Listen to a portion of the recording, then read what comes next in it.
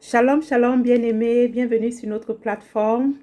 Et ce soir encore, je nous ai apporté un autre psaume, un psaume bénissant, un psaume restaurateur. Et je l'ai nommé le psaume 51 parce que le psaume 51, c'est un psaume de repentance et il faut toujours se repentir. David était l'homme selon le cœur de Dieu parce qu'il était toujours prompt à se repentir. Bien-aimé, il est très facile de tomber, mais il est difficile de se relever. Or, la parole nous dit que la gloire de Dieu, c'est l'homme debout. Un homme qui est debout, pas un homme qui est assis, pas un homme qui est courbé, pas un homme qui est couché, un homme qui est debout.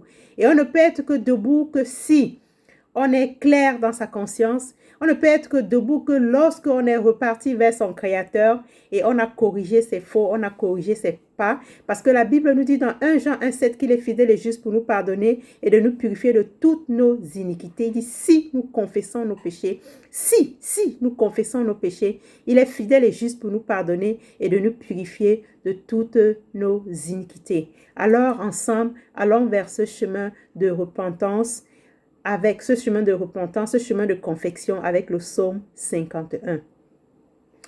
Au chef des chantes, psaume de David, lorsque Nathan le prophète vint à lui après que David fut allé vers Bathsheba, « Ô Dieu, aie pitié de moi dans ta bonté selon ta grande miséricorde, efface mes transgressions.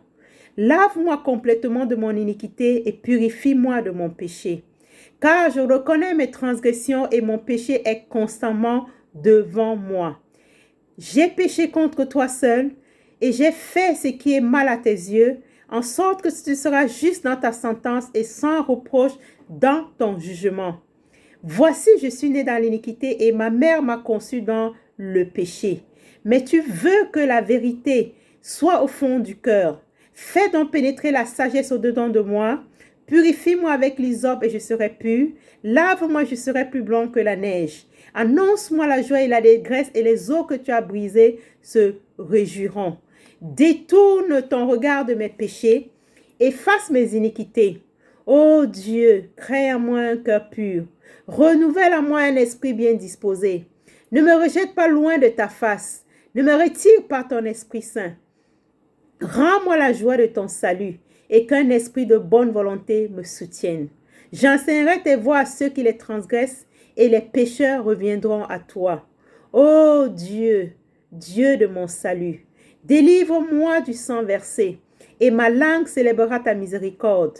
Seigneur, ouvre mes lèvres et ma bouche publiera ta louange. Si tu eusses voulu des sacrifices, je t'en aurais offert, mais tu ne prends point plaisir aux holocaustes. Les sacrifices qui sont agréables à Dieu, c'est un esprit brisé.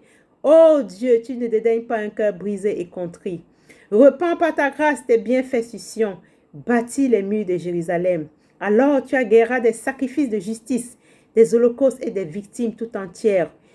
Alors on offrira des taureaux sur ton autel. Ô Dieu, crée à moi un cœur pur.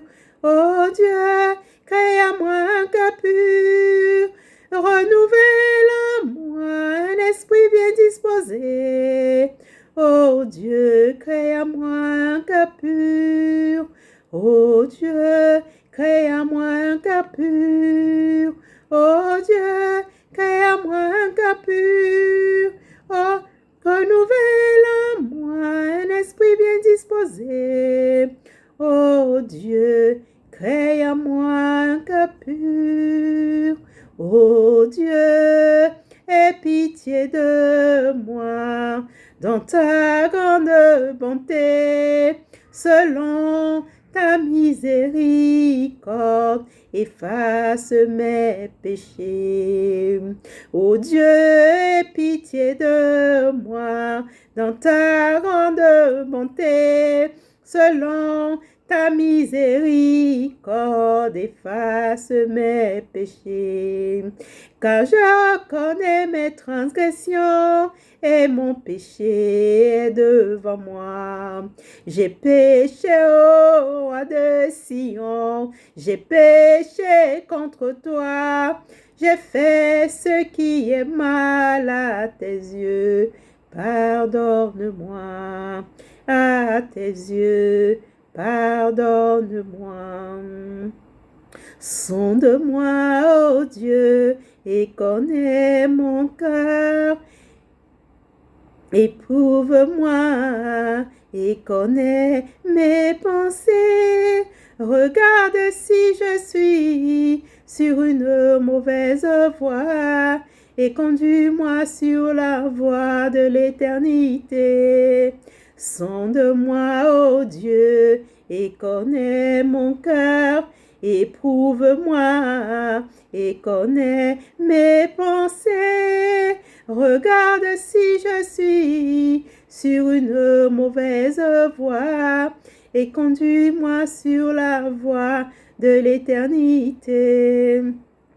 La parole nous dit dans Hébreux 9, 22 que d'après la loi, tout est purifié avec le sang et que sans effusion de sang, il n'y a pas de pardon. C'est pour cela que nous allons invoquer le sang de Jésus-Christ, le sang qui lave, le sang qui purifie, le sang qui restaure. La Bible dit que dans le sang de Jésus-Christ, il y a tout pouvoir. Le pouvoir de nous restaurer, le pouvoir de nous délivrer, le pouvoir de nous donner la paix, le pouvoir de nous élever, le pouvoir de nous donner une conscience tranquille parce que c'est ce sang qui purifie les œuvres mortes de notre conscience. C'est ce sang qui nous a racheté de la vaine manière de vivre que nous avons hérité de nos parents. Oui, Père, nous invoquons ton sang, Papa. Père, nous avons confessé nos péchés. Père, s'il te plaît, nous te prions, lave-nous de nos iniquités, lave-nous de nos péchés, efface nos transgressions avec ton sang, purifie-nous avec ton sang, en sorte que nous puissions avoir la tête haute et marcher vers l'intégrité. Nous te bénissons, nous te rendons grâce et nous savons que tu nous as pardonné, tu nous as lavés dans le puissant nom de Jésus-Christ. Amen, amen, amen, amen.